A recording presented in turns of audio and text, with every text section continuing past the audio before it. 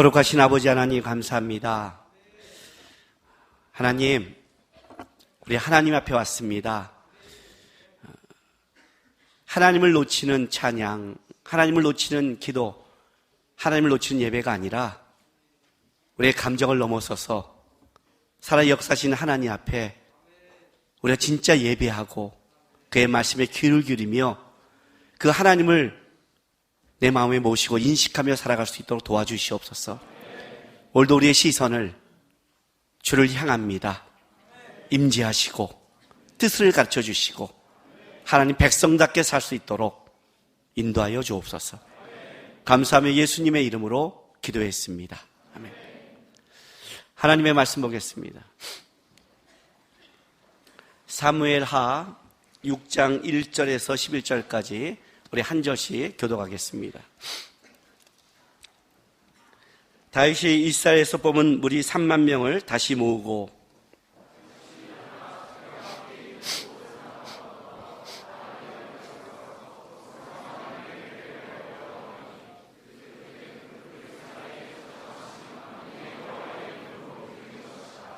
그들이 하나님의 궤를 새 수레에 싣고 산에 있는 아비나답의 집에서 나오는데 아비나답의 아들 우사와 아요가 그 새 수레를 모니라.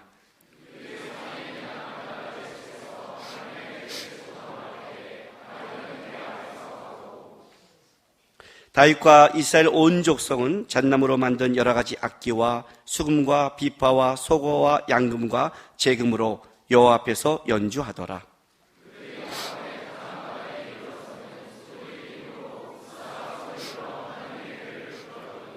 여호와 하나님이 우사가 잘못함으로 말미암아 진노하사 그를 그곳에서 치시니 그가 거기 하나님의 궤 곁에서 죽으니라.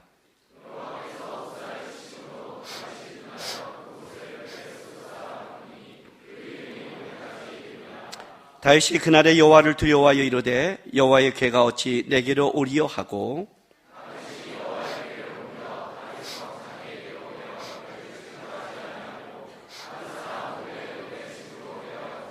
같이 있습니다.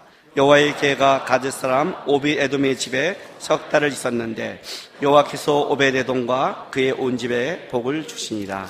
아멘. 우리가 살아가면서 각자 꿈과 비전과 여러 가지 삶에 원하는 것은 각자 다를 것입니다.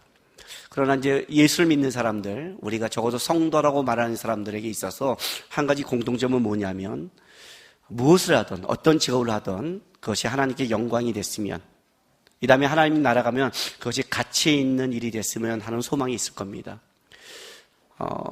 제가 고등학교 2학년 때 주님을 영접하고 청년 때 가장 깊게 했던 기도가 뭐냐면 하나님, 제가 무엇을 해야 될지는 모르겠습니다. 그리고 어떤 일을 시킬지도 모르겠습니다. 그러나 한 가지 제 소망이 있다면 어떤 일을 해도 제가 하나님의 사람이 됐으면 좋겠습니다 라는 기도했습니다. 그때는 그 하나님의 사람이 목사를 얘기하는 게 아니었습니다. 어떤 직분과 직업이 아니라 오늘 이 마지막에 부른 이 시선이라는 이 찬양, 저는 이 찬양 처음 알았을 때, 이 찬양 처음 부를 때 펑펑 울면서 불렀습니다. 왜냐하면 그때 청년 때 이렇게 기도했거든요. 하나님, 어떤 삶을 살지 모르겠지만 고단하고 어려운 삶을 산다 할지라도 내 삶이 주님의 삶 역사 속에 있었으면 좋겠습니다. 이 다음에 하늘나라에 갔는데 하나님께서 야, 너는 왜 그렇게 살았니? 내가 일하고 내가 하는 곳에 어떻게 너는 다른 쪽에 있니? 예수님께서 사울을 만날 때 그렇게 말씀하시죠. 사울아 사울아 네가 어찌하여 나를 핍박하느냐. 주님과 관계없는 삶, 하나님, 제가 살아온 모든 삶이 주님이 다 관계없다고 말한다면 참 끔찍하겠습니다. 제가 뭘 해도 하나님이 나한테 그때 거기에 너는 나와 같이 했다.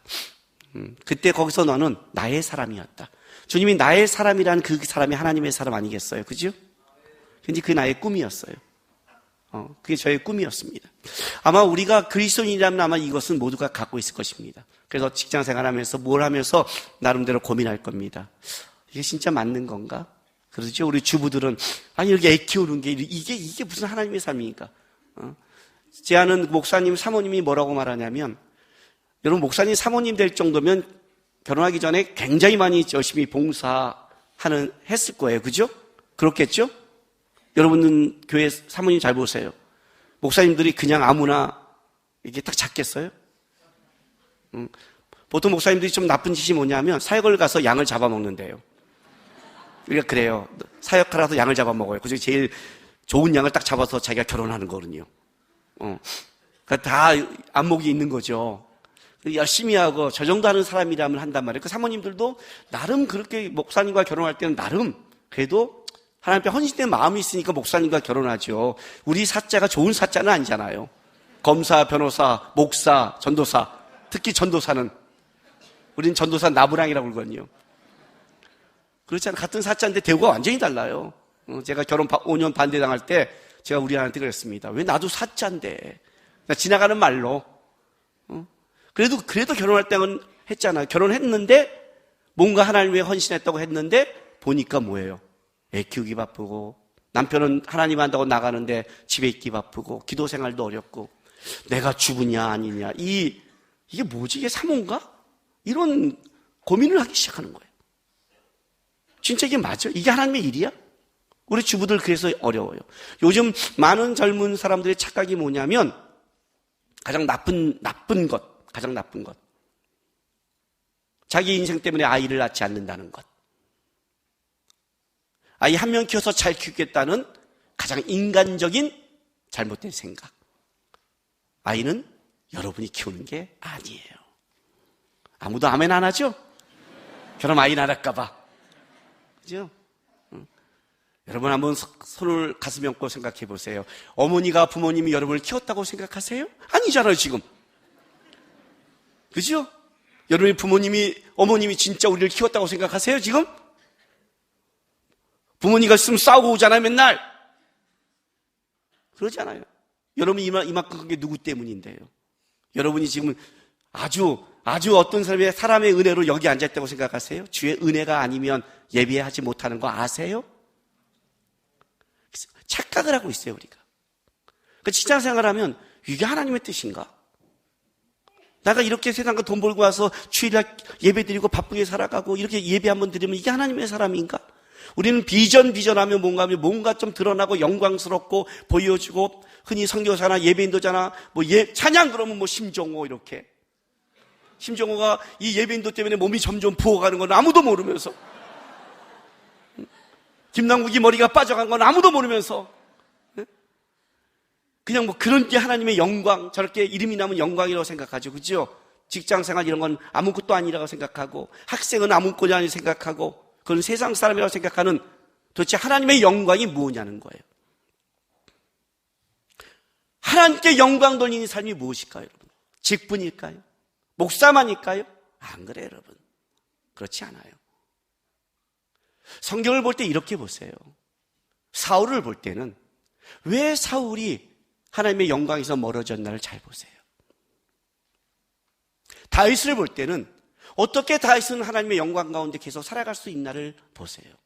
다윗이 이랬다, 그랬구나 이렇게 보지 말고 어떻게 이 영광 가운데 살아가는 사람이 어떻게 그렇게 끔찍한 범죄를 절 수 있었을까?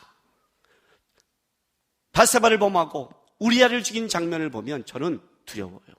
다윗도 이런 간음과 이런 살인을 하는데 누구라도 못하겠어요. 그죠? 그죠? 누가 저한테 묻더라고요. 목사님의 비전이 뭐냐요? 71세까지 70세는 목사가 은퇴하는 나이입니다. 목사로 은퇴하는 거예요. 목사로. 하나님이 주신 그 삶을 지키고 살아가는 것 자체가 얼마나 어려운 건지 아세요? 여러분이 그리스도인으로 사는 것이 어려운 거랑 똑같은 거예요. 다윗을 볼 땐 그런 걸 보는 거예요. 도대체 어떤 삶을 살았길래 하나님은 마음에 합한 자라고 그랬을까? 어떤 모습일까? 오늘 우리 다윗의 이거를 보면서도 다윗의 어떤 점이 실수를 했고 어떤 점을 고쳤고 하나님은 다윗을 어떻게 만들어가고 있는가를 보시면서 하나님의 영광이 단순하게 어떤 직분과 이름나는 것이 아니라 자기의 자리에서 어떤 자세와 태도를 취하냐를 봐야 되는 거예요. 기본적인 성도의 자세와 태도가 없으면 안 되는 거예요. 신앙은요, 결과도 중요하지만 그 결과를 이루는 하나님 뜻의 방법도 굉장히 중요해요. 우리나라에 이런 말이 있어요. 뭐로 가도 서울로 가면 된다. 그죠? 이거는 기독교적 용어가 아니에요. 기독교는 뭐로 가도 서울로 가면 안 돼요. 길로 가야 돼요. 서울로 가는데 어떤 집 다 때려 엎어버리고 밀어버리고 죽이면서 서울로 가면 안 되죠. 기독교는 결과주의가 아닙니다, 여러분. 교회 신앙생활 하다 보면 이런 사람도 있어요. 이거 좋다고 하는 거 아니야. 좋지 않은데 왜 그래요? 좋다는 것이 결과가 좋다고 좋은 게 아니라는 뜻이에요. 이해가 되세요? 그게 마태복음 7장 얘기예요. 마태복음 7장 보세요. 7장 21절에 우리가 너무나 잘 아는 말씀이 있죠.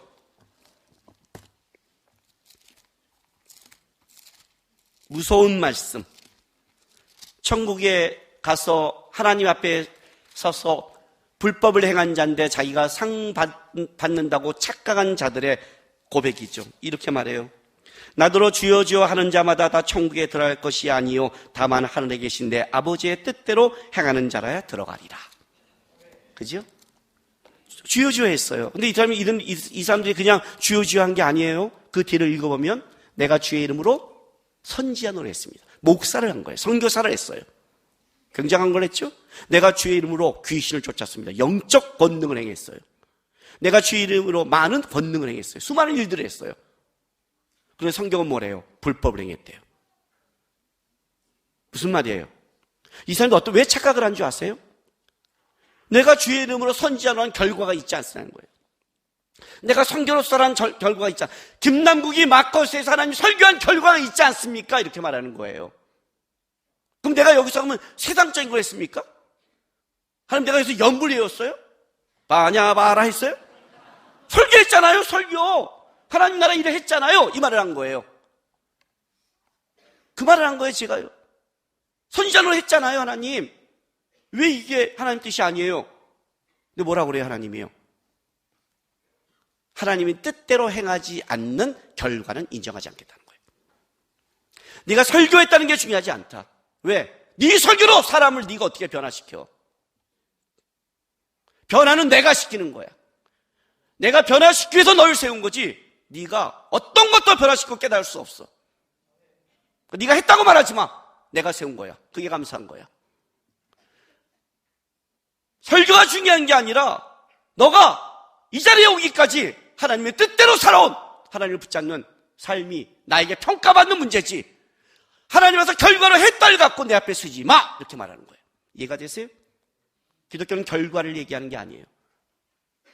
그 열매로 나무를 한다는 건 뭐냐면 어떤 거냐면 기독교의 열매라는 게 능력적인 결과를 말하는 게 아니라 하나님의 뜻대로 행한 자의 열매를 얘기하는 거예요. 하나님의 뜻대로 행한 자는 이런 열매가 있을 것이다. 사과나무는 사과 열매를 맺는다. 그 열매를 보고 너가 바르게 했는지를 점검해야지 그게 아니면서 결과만을 가지고 하나님의 뜻이라고 말하지 말라는 거예요. 기독교는 결과보다 중요한 건 뭐예요? 하나님의 뜻대로 행하는 삶이라는 거예요. 오늘 이 다윗의 얘기는 굉장히 중요해요. 다윗도 당황했을 거예요. 우리가 오늘 읽었지만 베레스 우사라고 해서 하나님의 법궤를 만져 죽었어요. 오늘은 죽었지만 역대기에는 뭐라고 나오냐면 하나님이 찢어버렸대요. 이 단어는 폭발하는 단어예요. 그러니까 하나님의 법궤를 만진 순간 폭발해버린 거예요. 몸을 찢어 죽여버린 거예요. 하나님이. 얼마나 당황스럽겠어요. 그죠? 왜? 특별히 왜? 이 사건은 70년 만에 법궤가 돌아오는 거예요. 70년이에요, 여러분. 바벨론 포로에 이스라엘이 간 것도 70년이었어요. 70년은 굉장히 오래된 세월이에요. 법궤가 이스라엘을 나간 후 70년 만에 복귀한 이 사건이 끔찍한 죽음과 끔찍한 사건으로 바뀌어버린 사건이 된 거예요.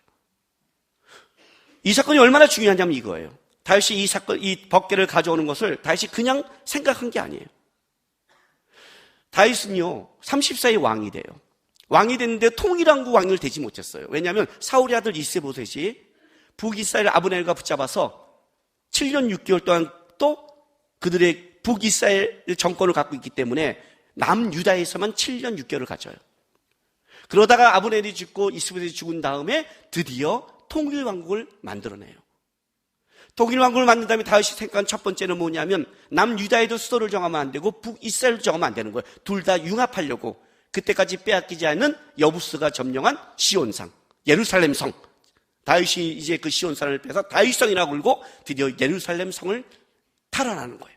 그때까지 뺏지 못한 예루살렘 성은 높은 산성으로 진짜 여기는 고지예요, 고지. 이 산 꼭대기에 성을 짓는 거니까. 여부스도 백성도 웃었지만 하나님이 도와서 그걸 탈환해서 드디어 다윗성에서 수도를 옮기는 거예요. 그 시온산 뒤 능선을 따라가면 그 선이 뒤에 있는 산을 모리아산이라고 그래요. 모리아산 알죠? 아브라함이 이삭을 바친 곳이고 다윗이 아라운의 타작마당에서 재앙을 막은 곳이고 거기에 솔로몬의 성전이 있고 거기서 예수님이 십자가에 못 박혀 죽은 그 여호와의 이레가 되는 귀한 산이 거기 있는 거예요. 하나님의 뜻이 있는 것이죠. 드디어 그 수도를 옮겨요. 그리고 그동안의 그 천적 블레셋과의 두 번의 전쟁을 통해 블레셋을 박살냈어요.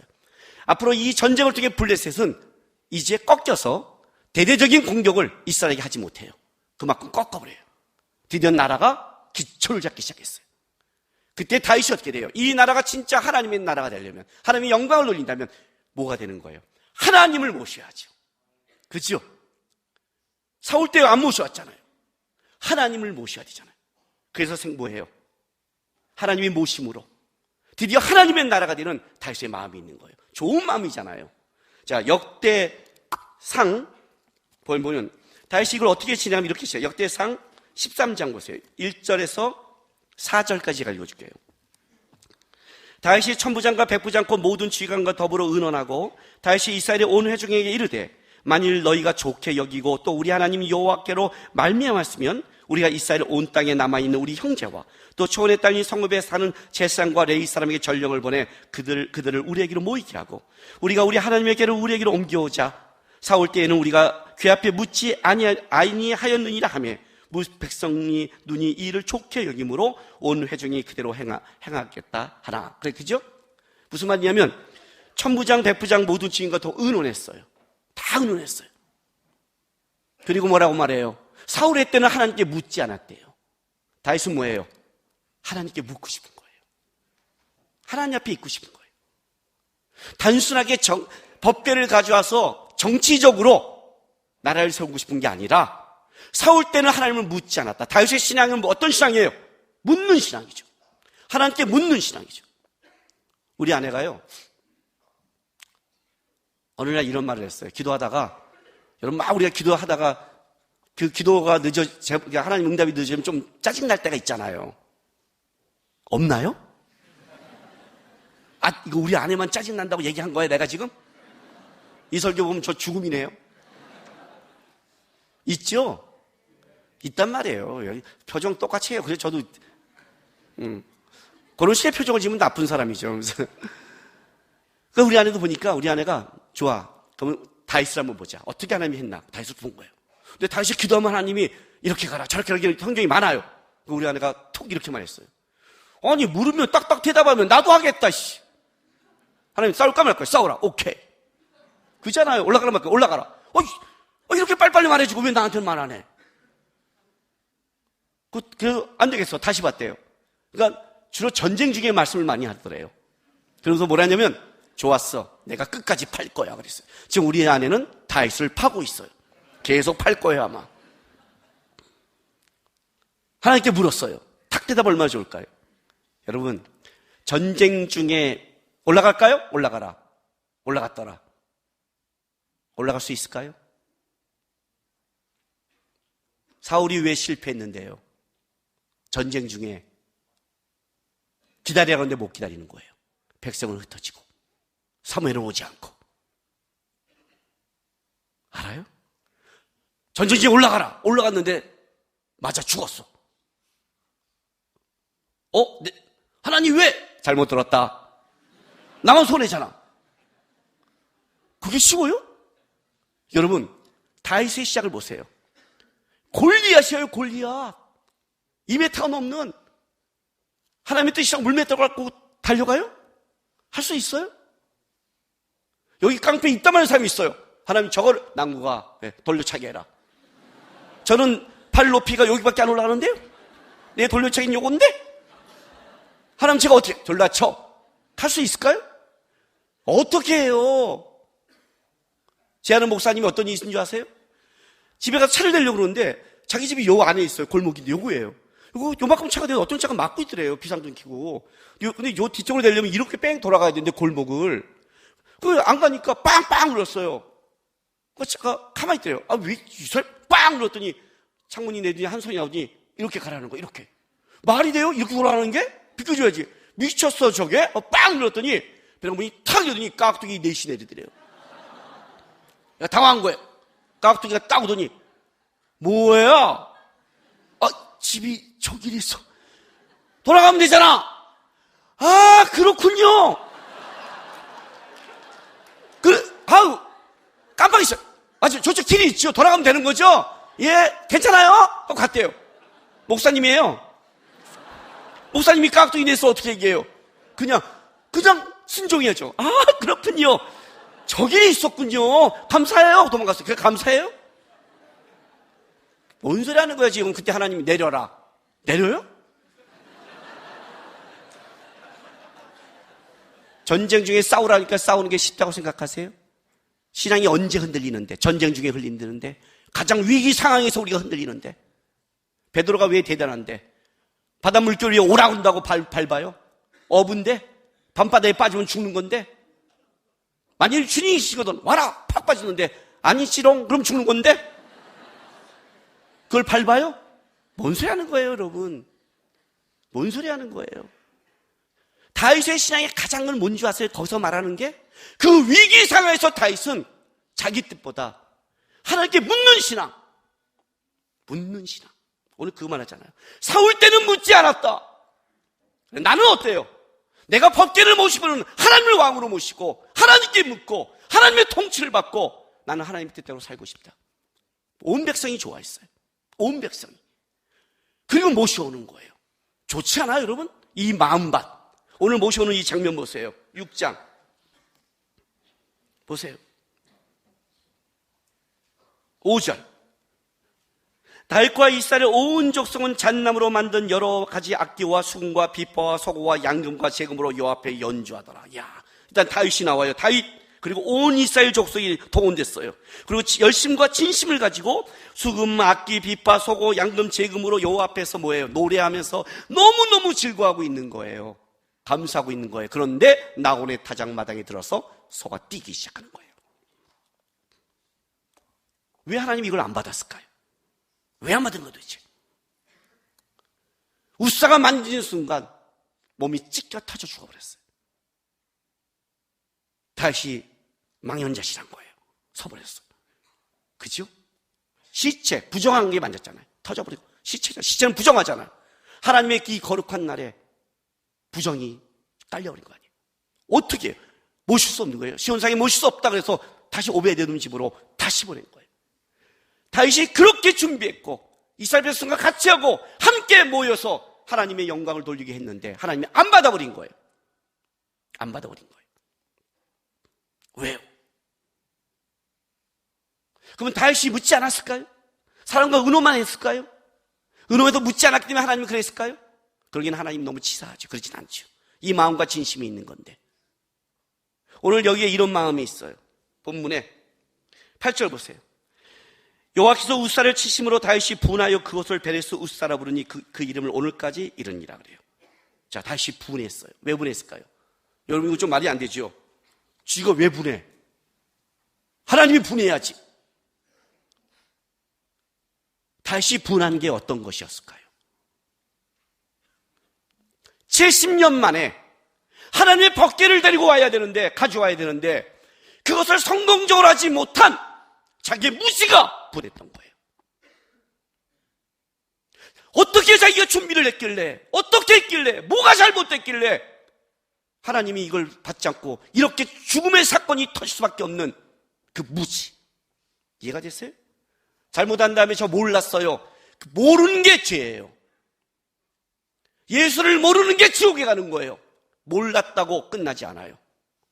이 백성이 지식이 없음으로 망하는도다. 우리가 망하는 가장 큰 이유는 하나님을 알지 못해서 망하는 거예요. 지식이나 성경적인 걸 말하는 게 아니에요. 하나님을 알지 못하니까 망하는 거예요. 하나님을 알지 못하니까. 하나님의 크기를 모르니까.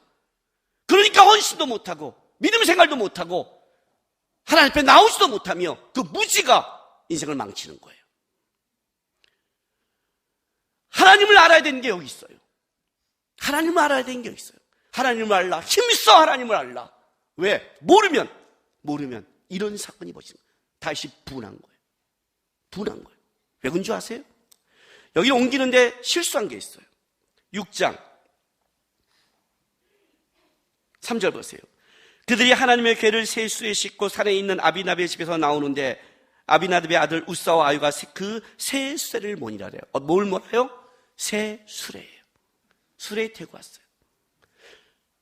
왜 이 수레가 나왔을까요? 왜 나왔을까요? 사무엘상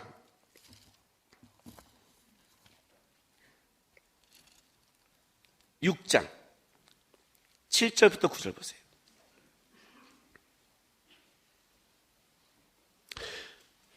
법궤가 뺏긴 다음에 블레셋에서 스스로 돌아오는 장면입니다. 법궤가 뺏긴 다음에. 자, 그러므로 새 수레를 하나 만들어 멍에를 메어보지 아니한 젖소나는 소 2마리를 끌어다가 소의 수레를 메우고 그 송아지들을 떼어 집으로 돌려보내고 여호와의 궤를 가져다가 수레에 싣고 속건제로 드릴 금으로 만든 물건들은 상자에 담아 궤 곁에 두고 그것을 보내어 가게 하고 보고 있다가 만일 궤가 그 본 지역으로 올라가서 베스메스로 가면 이 큰 재앙은 그가 우리에게 내린 것이요 그렇지 않으면 우리를 친 것이 그의 손이 아니요 우연히 당한 것인 줄 알리라 하니라. 이렇게 된 거예요. 이 법궤를 전쟁 중에 이스라엘 백성이 블레셋이 들여오니까 법궤를 가져옵니다. 그런데 법궤를 빼앗겨요. 근데 법궤를 빼앗긴 게 아니에요. 법궤가 이스라엘을 나가버린 거예요. 법궤를 우상화됐거든요. 법궤가 오면 이긴다. 하나님의 뜻대로 행할 싸움을 안 하고 법궤만 가져오는 이게 하나님이 나가버렸어요. 근데 블레셋 사람은 어떻게 느끼냐면 자기네가 뺏었다고 생각하는 거예요. 그러니까 하나님이 딱 가서 어떻게 해요? 다곤 신당의 목을 잘라버리면서 블레셋에 재앙을 주는 거죠. 너무 재앙이 오니까 이들이 법궤를 돌려보내는 거예요. 그런데 그러면서 이런 거예요. 이것이 우연이냐 진짜 법궤의 힘이냐를 판단하고 싶어서 멍에를 매지 않는 젖을 떼지 않는 암소예요. 그럼 어떻게 되는 거예요, 여러분? 멍에를 매지 않는 자가 멍에를 매면 보통 불편하죠. 그죠? 근데 뭐예요? 새끼가 있다는 건 이 어미가 어떻게 돼요? 울면서 어떻게 되는 거예요? 못 갈 거 아니에요. 본성 아니에요. 그래서 아주 불가능한 걸 딱 하는 거예요. 그럼에도 간다면 이것은 진짜 그 신일 것이다. 아니라면 우연히 나간 것이다 했는데 가버린 거예요. 뭘 발견한 거예요? 하나님이 스스로 나가고 스스로 블레셋을 심판하고 이스라엘 백성을 도우면 그들이 하나님 앞에 순종하는 거냐 자기가 했다고 말하니까 쳐버리고 스스로 복귀하신 거예요. 복귀해야 돼. 어떻게 돼요? 사울의 나라로 들어가지 않았어요. 이스라엘로 들어가지 않았어요. 그리고 70년이 지나는 거예요. 그런데 다윗은 뭐예요? 70년이면 다윗은 이때 나이가 어떻게 돼요? 30. 왕이 됐던 나이가 30이에요. 통일왕국이 될 때가 37살이 넘었어요. 40살이 안 될 때죠. 법궤가 빼앗긴 지가 너무 오래됐던 거예요. 법궤에 대한 것도 본 적도 없어요. 그렇지 않겠어요? 사무엘아 하나님이 부를 때 사무엘도 얼마나 엘리가 가르친 게 없으면 하나님의 음성을 모르고 누굴 찾아가요? 엘리를 찾아가요. 얼마나 가르친 게 없었으면 엘리가 얼마나 다윗도 배운 게 없었던 거예요. 모시고 싶은데 배운 적이 없어요. 그래서 어떻게 돼요? 새 수레를 똑같이 한 거예요. 그런데 법궤는 어떻게 옮겨야 되냐면 민수기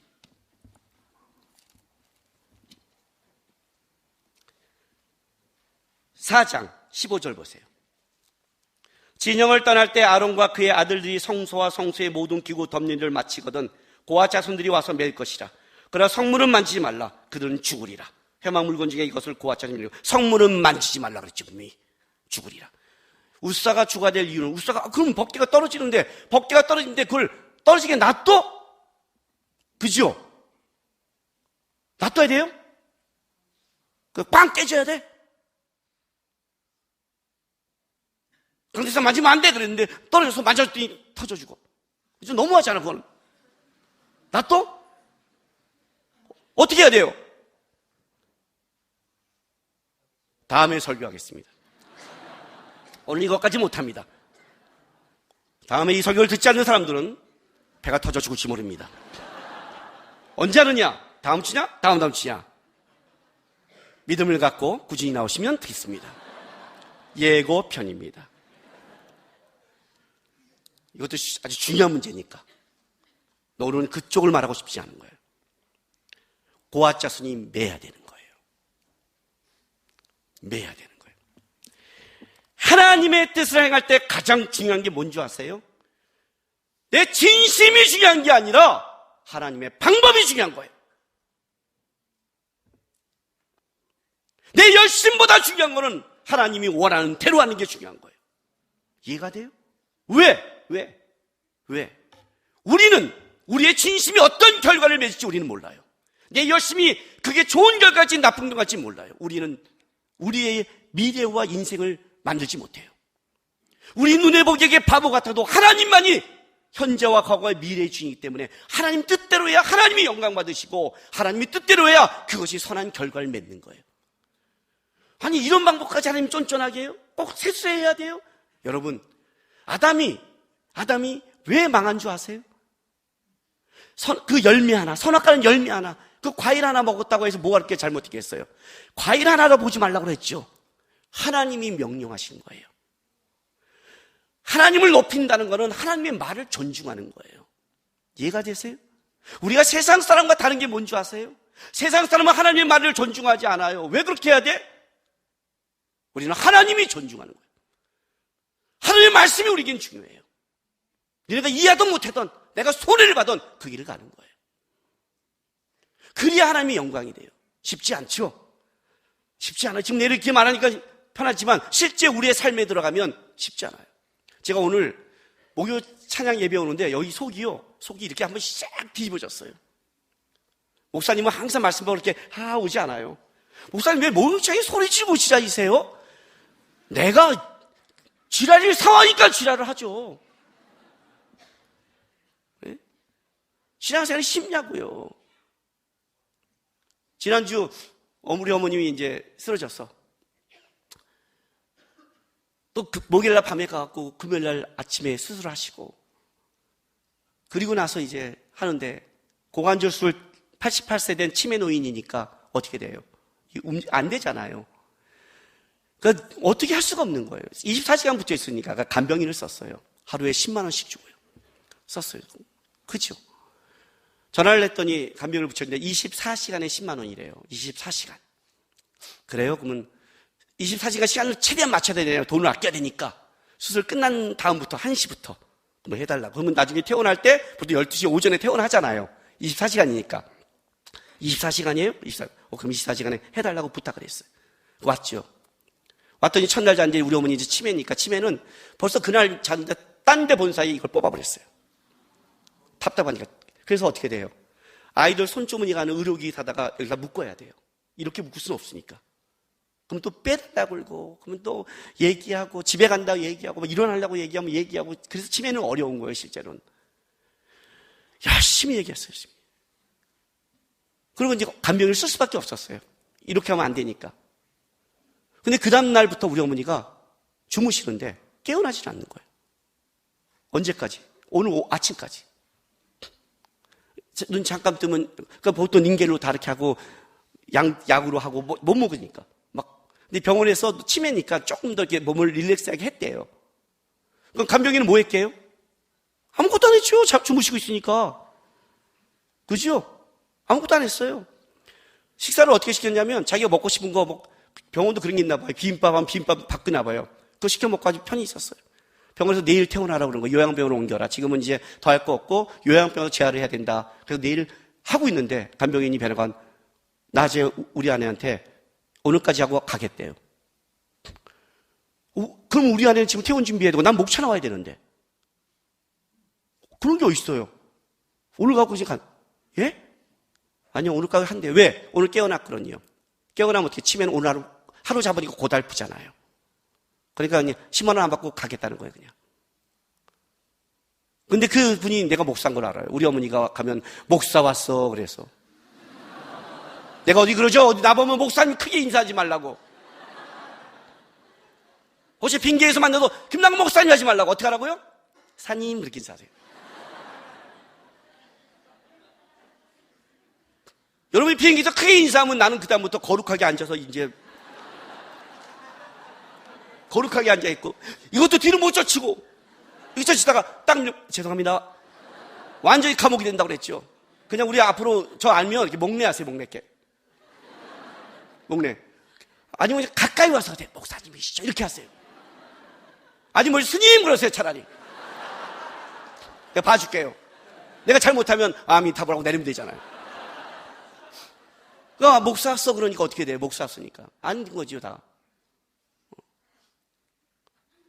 처음에는 막 천사고 난리 났어요. 우리 아내가. 왜? 부모님 세 분 다 모셨기 때문에. 근데 마지막 치매 어머니도 모신다니까 천사라고 그래요.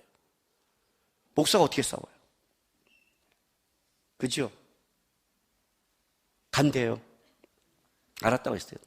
돈을 내일 줘야 되는데 저는 지금 교회에서 준비하고 있거든요. 저도 오늘 여기가 아파갖고 파스를 붙였는데 파스 알러지가 생겨서 이렇게 부어버렸어요. 저도 병원 갔는데 정신이 없는 거예요. 돈을 그러면 자기가 가서 돈을 가져오래요. 이게 말이 돼요? 지금 퇴원 준비한 사람이 지금 간병인 돈 가져오는 게 돈 붙여준다고 했어요. 붙여준다고 그러는데 또 그걸 받는다고 막 복잡한 거야. 이 간병인 때문에. 그래서 돈을 받는데 24시간인데 하루 씻게 달래서 10만 원 더 달래요. 자기 지금 3시간 있다가 그냥 가만히 있다 가는데 황당한 거예요. 그래서 왜요? 그랬더니 하루 씻게서 안 돼요. 우리 아내가 안 되니까 저한테 전화 왔어요. 제가 받았죠. 어떻게 해야 돼요? 다 줘야 돼. 알았어요. 이 사람이. 우리가 목사하고 약한 걸 아니까 자기가 원하는 걸 다 얘기하는 거예요. 악독함이 하늘에 사무치는 거예요.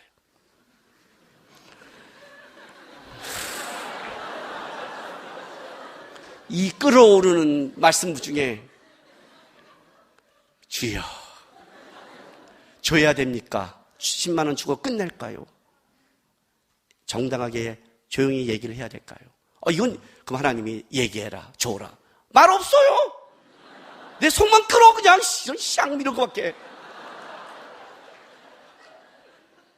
이게 뭐야? 그래서 전화했어요. 그럼 하루에 10만 원이라는 거죠? 예, 드릴게요. 대신 그러면 오늘 저녁까지 좀 있어주세요. 왜? 우리 아내 집에 가서 퇴원 준비해야 되니까. 그랬더니 뭐라는지 아세요? 지금 충주에 내려가야 된대요.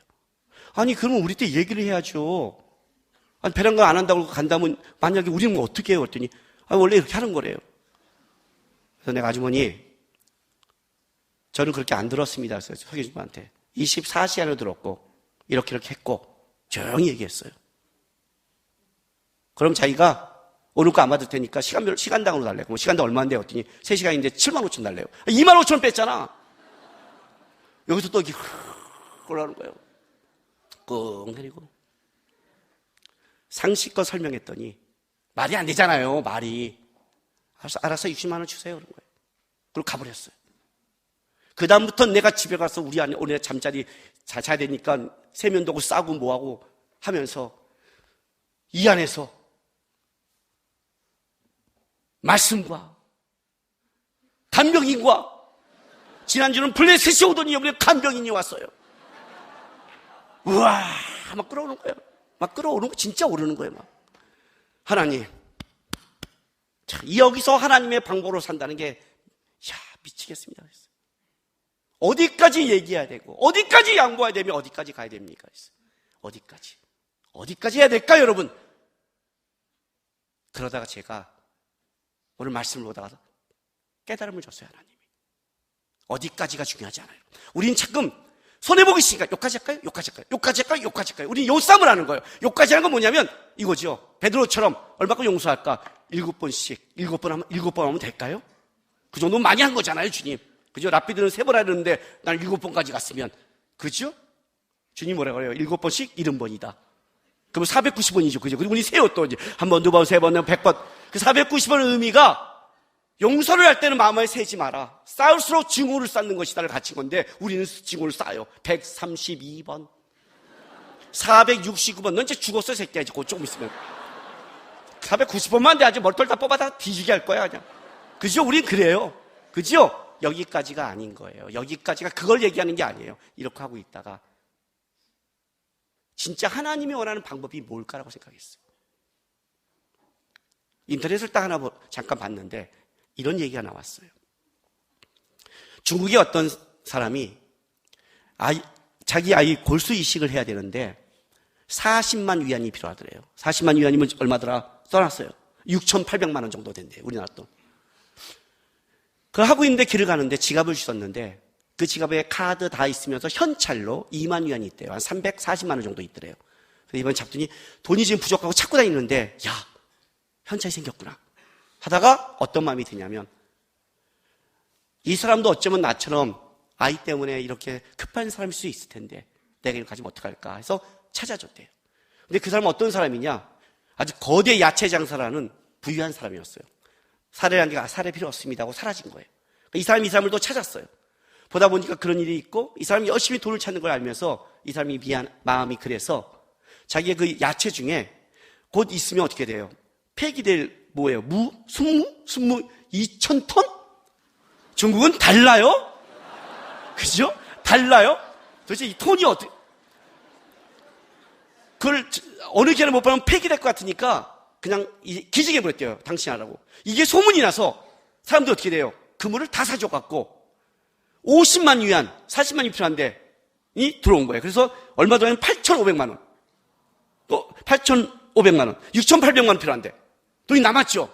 이 소식이 퍼진 거예요. 퍼지니까 많은 사람들이 하면서 인터넷에 이런 글이 올렸어요. 역시 정직하게 행한 사람은 그거에 대한 값을 받는구나. 이런 막 글이 올라왔대요. 여러분, 우리는 알고 있어요. 정직하게 행한다고 값을 받지 않는다는 것을. 이 사람은 운이 더럽게 좋은 사람이라는 것을. 그래서 이걸 우리가 모델로 하면 절대 우리는 상처만 입는다는 것을. 그죠? 나도 이렇게 정직하게 찾아준 적이 얼마나 많은지 몰라요. 나는 사람이 이론도 안 주더라고요. 그래서 우리는 결국 이렇게 돼요. 에이쌍 정직하게 해도 알아지도 못하구나. 그냥 먹자. 이렇게 되는 거예요. 이거라도 먹자가 되는 거예요. 이 사람이 사람을 찾아줘서 대가를 받아서 이 사람이 성공한 게 아니에요. 정직하게 아니면 복을 받는다는 것이 역시 하니까 이런 일이 있는 걸 결과를 갖고 따지면 안 돼요. 분만 줄 아세요? 그게 없어서 돈을 헤매더라도 내가 힘든 상황이라도 그 돈을 갖다 주는 게 그거 자체가 복이고 그거 자체가 명예로운 것이고 그거 자체가 가치 있는 것이에요. 정직은 정직하게 행한 자체가 정직한 사람의 가치를 갖는 거지 정직하게 행했으니까 다른 돈을 받아서 가치가 있는 게 아니에요. 우리가 여기서 놓쳐요. 다윗이 왜 분노한 줄 아세요? 여기 다윗에 이런 말이 있어요. 오늘 제 마음에 마지막에 다가온 말이 이거예요. 9절 보세요. 다윗이 그날에 여호와를 두려워하여 이르되 여호와의 궤가 어찌 내게 오리요. 여호와를 두려워하여 그래. 그래. 이게 다윗의 신앙이에요. 다윗이 왜 분노한 줄 아세요? 그 무지. 왜 내가 하나님의 것을 좀 더 하나님에답게 하지 못했을까? 왜 못했을까? 내가 좀 더 하나님을 바라보고 좀 더 내가 더 찾아서 했다면 하나님의 것이 꺾이지 않고 더 왔을 텐데 자기 무지가 너무 화가 나는 거예요. 그 무지에는 뭐가 있냐면 하나님을 높이고 싶은 마음이에요. 높이고 싶은 마음, 경계하는 마음. 거기에서 온전한 방법이 나오는 거예요. 너는 왜 그렇게 행하니? 왜? 조그만 한 거라도 나는 하나님의 것에 흠집을 입고 싶지 않으니까. 내 인생 속에 내 잘못으로 말미암아 내 하나님이 모욕받는 게 싫으니까. 나는 그게 화가 나니까. 그게 화가 나니까. 너는 그거 왜 안 하니? 제가 왜 담배 어떻게 끊는 줄 아세요? 담배 아주 간단해요, 여러분. 내가 이걸로 내 신앙을 평가받고 싶지 않으니까. 이걸로 내 하나님의 이름이 들썩거리는 게 싫어요. 안 믿는 사람 앞에. 야, 믿는 사람이 담배 피는 게 되니? 믿는 사람이 술 먹어도 되니? 안 믿는 친구 앞에 그 얘기를 듣고 싶어요. 차라리 안 먹고 꼴통 같은 소리를 들어도 내 삶 자체 하나하나 살아가는 방법 모두가 누가 돼도 거기는 하나님의 영광이 있고 하나님 때문에 있는 하나님을 두려워하는 마음이 있으니까. 간병을 지면서 왜 화내지 않는 줄 아세요? 목살했어요? 아니요. 하나님의 이름이 있어서. 올바르게 얘기해도 왜 그 사람한테 화내지 못한 줄 아세요? 올바르게 얘기할 수 있어요, 여러분. 어떤 때는 따질 수 있어요. 정확하게 할 수 있어요. 그죠? 그러나 하나님을 두려워하고 한다면, 하나님을 생각하고 한다면 우리의 올바름이 나의 정직과 올바름을 넘어서서 하나님 뜻에 맞추려는 자세가 있는 거예요. 그것 때문에 참는 거고, 그것 때문에 내 올바름을 얘기해도 내 올바름이 아니라 그것은 이렇게 행하는 게 맞기 때문에 하는 하나님 앞에서의 삶이에요. 그게 성도의 삶이에요. 살아가면서 여러분이 진짜 두려워할 게 이거예요. 내 인생 속에 나의 무지와 실수로 내가 하는 방법이, 내가 살아가는 것이 하나님을 모독되게 하는가, 이 두려움이 있냐는 거예요. 이 두려움. 그게 신앙의 싸움이에요. 그것 때문에 억울해요. 그것 때문에 원통해요. 그것 때문에 속상해요. 이 땅에서 밝혀지지 않고 천국에서 밝혀지는 게 저는 억울해요. 그런 게 많아요. 이 땅에서 밝혀지면 좋겠어요. 밝히고 싶은 게 있어요. 천국에서 밝히는 천국까지 가는 게 길어요. 근데 그 길을 가는 게 그리스도인이에요. 다윗이 진짜 원통한 게 이거예요. 믿음으로 살아갈 때, 원통하고 속상인을 만날 때, 그것이 그 순간 증명되지 않을 때, 여러분 결과를 보고 포기하지 마시고, 내 삶 하나하나가 주님 앞에 드러날 때 하나님이 기뻐하는 삶이구나. 주님, 하나하나 작은 거라도 나는 주님 때문에 결과가 나빠도 이 방법을 지켰습니다. 내 무지로 주님을 모독될까 봐 주님을 두려워하고 주님을 사랑하고 주님 때문에 기꺼이 이 길을 가겠습니다. 나는 그런 그리스도인이 됐으면 좋겠어요. 손해보세요. 억울하세요. 속상하세요. 주님 때문이라면 가치가 있잖아요. 사순절 기간이에요. 십자가를 피한 영광보다 십자가를 진 고난이 더 가치가 있어요. 왜 지니? 주님 때문에. 주님이 기뻐하려고 생각합니다. 멋진 고난의 길을, 힘든 방법이라도 신앙의 길 가는 여러분 되시기를 주님의 이름으로 바랍니다. 기도합시다. 하나님, 결과 쫓지 않겠습니다. 세상의 인정을 쫓지 않겠습니다. 삶의 조그만 부분이라도 주님 생각하고 주님 들으면서 주님 앞에 바르고 온전한 신앙 살아가겠습니다. 원통하고 억울하고 속상하고 돌아간다 할지라도 신앙인의 싸움을 하겠습니다. 내 삶 자체가 주님의 영광이 된다면, 내가 살아가는 하나하나의 방법이 주님의 기쁨이 된다면 기꺼이 하나님, 저는 결과를 주께 맡겨드리며 믿음의 길을 가겠습니다. 우리 주여 한번 외치면서 다 같이 기도하며 나가겠습니다. 주여! 할렐루야. 아버지 하나님 감사합니다. 오늘도 하나님 우리를 이 자리에 불렀습니다. 우리 하나님의 사람입니다. 우리 하나님을 사랑합니다. 우리 하나님 두려워합니다. 우리 하나님 경외합니다. 입술을 넘어, 고백을 넘어, 지식을 넘어 우리의 삶에서 순간순간 조그만 하나하나의 방법까지 주님의 뜻을 쫓고 주님의 방법을 쫓고 주님의 영광을 듣게 도와주시옵소서.